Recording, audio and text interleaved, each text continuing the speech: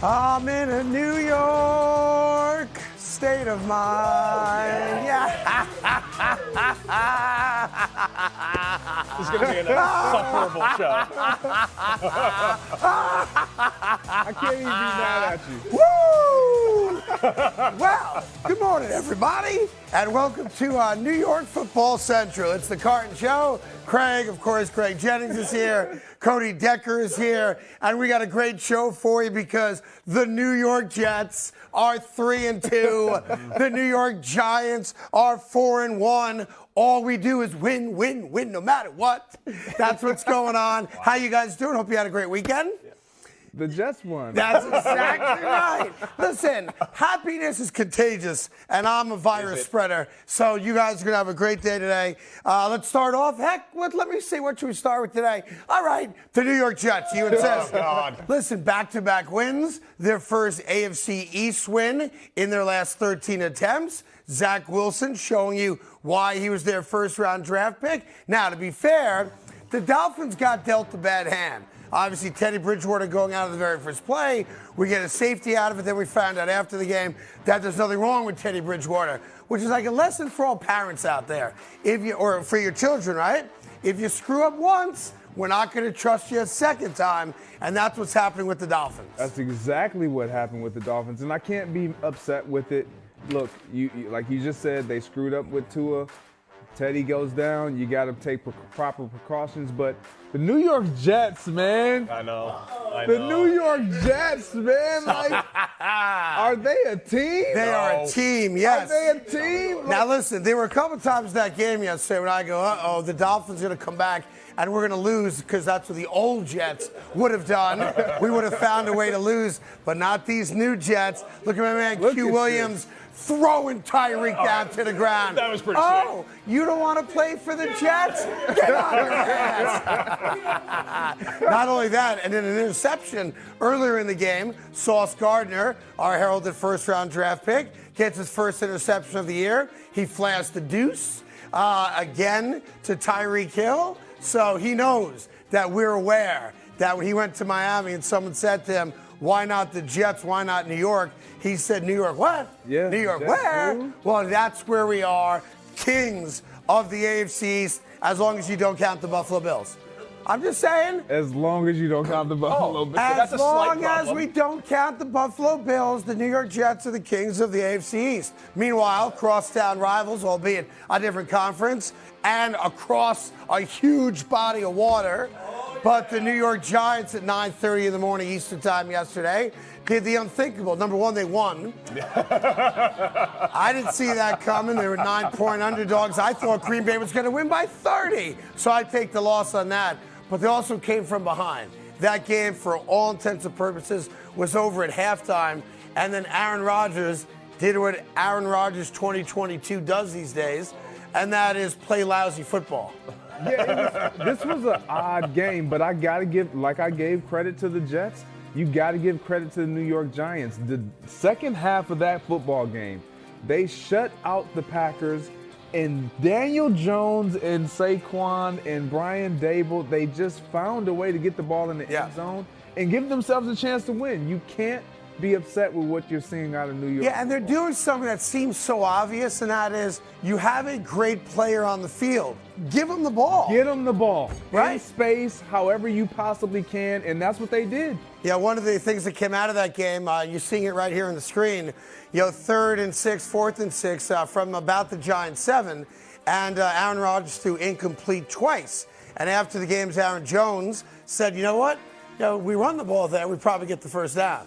So it's breaking apart. It's all coming to an end in Green Bay. Defend it. Defend it. Listen, the Jets are green. Just come on over. I'm wearing green, kind of green today, what this is. But, it's all good. The New York Jets shocked. Not so shockingly, to be fair, because, the Miami Dolphins were on a third-string quarterback. And I guess the real question, just the overview question for the Miami Dolphins is, are they in legitimate trouble now? No idea when Tua comes back. And, you know they're going to be over-conservative now because of what happened in Cincinnati a couple Thursdays ago. We believe that Bridgewater should come back, but there's this new concussion protocol, so who knows? And they're on a third-string quarterback who, by the way, didn't look that bad, just didn't have the presence in the pocket to know when to get rid of the ball. But, it's still a loss, and, now they're looking up at a couple teams. It is a loss, and the Dolphins have to be concerned because you brought in Teddy Bridgewater to back up Tua. He's now out. You got a younger quarterback at center, under center, and their offense looks completely different. Sure. Even with Teddy Bridgewater under center, their offense looks different. Tua Tagovailoa was starting to answer a lot of questions. He's out. Tyreek Hill hasn't exploded since. Waddle hasn't exploded since. So you get a sense that this team, they got to find another way to win if Tua's not available. Yeah, and by the way, the Jets were very well aware of all the things that have been said about them and by Miami. Number one, Tyreek Hill, if you remember last week, said, you could quarterback. I'm going to get open. I'm going to make plays. Well, the Jets defense made sure he didn't make plays. And then you have the emerging superstar, Brees the Beast, who had 196 yards from scrimmage yesterday, and he even did the waddle after a touchdown. So I'm trying to figure out, I think we all agree that Miami Dolphins are in trouble until they get Tua back, and we don't know when that's going to be. So the real question now becomes are the Jets this good? Probably not. They're not a 40-point offense just yet, but they did what good teams are supposed to do, and that's beat third-string quarterbacks. Yeah, and this is always a hard question to answer when you ask, is the Jets this good when they beat a good team that didn't really have their players? But what you don't want to do, if I'm a player, you don't want to take away from what they did do. They did exactly what you said. They did exactly what was needed against a third-string quarterback. Their defense played great. In this Jets team, I'm not saying that they're all world. I don't think any of us believes that they're all world. But what we do know is they're definitely better than what they have been. And they're giving you a lot to cheer for. Listen, 3-2, it doesn't happen. It hasn't happened in a long time. Listen, as you know, Coach Sala made a point of telling the Jet players this past week that they had lost 13 consecutive division games. So that predates him by a year also, and it was time to stop that. No one's saying they're winning a Super Bowl, but you start getting these little victories, and then you start believing. And you know better than I for sure that belief is half of it. Taking the field, saying we're good enough to compete with this team, and I think we can beat this team is part of the game. Yeah, but mindsets are changing. So you get a guy like Sauce Gardner, right? He doesn't care who's across from him. He doesn't care about what happened yesteryear, the history of the Jets. It matters, but it doesn't when it wasn't about winning. These guys believe that they are the change and the reason why things are going to shift. Yep. Robert Saleh believes that.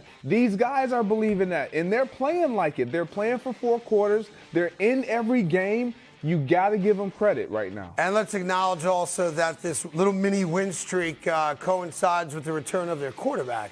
Joe Flacco, all due respect, just can't play anymore because he can't get out of the pocket. He's a sitting duck. All of a sudden, Zach Wilson comes in. He's making plays with his legs. He's getting out of the pocket. The offense looks different. He's not focusing on just one guy like Aaron Rodgers did yesterday.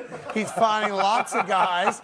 That's your guy. I mean, that's what he did. Like, the Giants don't win that game if Aaron puts his pride down and hands the ball off. Let's acknowledge it. I'm not gonna say it was just that. It was a culmination. We're talking about the Jets. Yeah, but here's the deal. When I can talk about the Jets and take a shot at someone else, I'm going to take the shot. I'm sorry. That's how I'm built. Like, it's gonna. This is why Tyreek said what he says. Tyreek's an idiot. This is why players. I guarantee you 2 more weeks to lose, and Tyreek's gonna ask for a trade. I'm over here. I'm with you. I'm being nice. I'm like the Jets. You got to give them credit. But then you make me want to start retracting some. You can retract wherever you want. I'm 3-2. You're not. Wait a second. Oh, let me check. Yeah, you are. Yeah, we are. Robert Saleh said he was keeping receipts, and he was talking about you. Well, I know for a fact that he's upset with some of the things I've said about him. So what? What do you want me to do? They're 3-2. Are you going to try to say you're sorry? No, I'm not going to say I'm sorry. They're above 500, but it's probably the only time they're going to be above 500. I would say this to the New York Jets organization, who I'm very close with, and Robert Saleh, who I adore. I was texting with Joe Douglas last night after the game, the general manager of the Jets, and that is, don't get crazy. Don't get ahead of yourselves. Don't start bowing up your chest. You haven't accomplished anything yet other than win a regular season game against a third-string quarterback. You have to win that game. So I'm happy they won it. I don't know what it's like to be 3-2 because it's been so long since I've experienced it. But I don't. If the Jets show up today, and they'll have a press conference later this afternoon or late morning, if Robert Saleh, and I don't think he'll do it, but if he started talking about receipts, he's making a terrible mistake. Keep your mouth tight, zip your lip, look at your plate, and just start winning more. The more you win, the more you don't have to worry about any receipts, and no one likes a braggart. No one likes a guy who goes, oh, all right, Carton, you dissed us in week 1. You're on blast. Nobody wants that. Just keep winning games, and everything takes care of itself. You know that. It does. Winning covers up a multitude of sins. Like, it just does. Yeah, ask the Chargers yesterday. That is very right? true. Yeah. But I will say this. When you haven't won and you are changing the culture and the dynamic of which your locker room once was to what it needs to become, you have to make sure your players are taking receipts. You don't have to talk about it publicly. Right. If I'm hearing guys that are taking pokes and jabs at us, it's bulletin board material inside our locker room so that my guys play with an edge in the chip. And by the way, if I'm saying things that bother them, good. I hope they are bothered. I hope they're using what I say or what other people say as the fuel to burn them to keep playing better and better football. They have a lot of very good young talent. And if you could just show this one more time, I love that play. Quinnen Williams throwing. That's called, if they called a penalty on that, I'd understand it. That's a more egregious hit than what happened to Tom Brady. Because that's a grown man being ragdolled. I'm going to be honest. I love that. Get down! I'm going to be honest. Get down on it! Extreme, confidence and belief in Tyreek Hill. To be one of the when there's a turnover as a receiver, I don't hit, I don't tackle. I'm going strictly for legs. He might drag me for about 10 yards, but he's not going to get the opportunity to do that. That's not going to happen. Let's be honest. You'd be towards the sideline at that point going, all right, we'll get him next time, guys. No, you got to make an attempt. Yeah, well, that's his attempt, and he got thrown right through. I'm getting breaking news. The guys are telling me, is that true? Wow. NFL blockbuster. Apparently, after seeing that Giants video, Deshaun Watson has demanded a trade to the Giants. It's confirmed. He has demanded a trade to the New York Giants. So if you're a Giant fan, there's a good chance Deshaun Watson. I had to. I had to. Hey there, thank you so much for watching The Carton Show. You can subscribe right here to get all the latest bits and segments from the show. And by the way, while you're at it, we have a lot of great shows on FS1, so check them out too.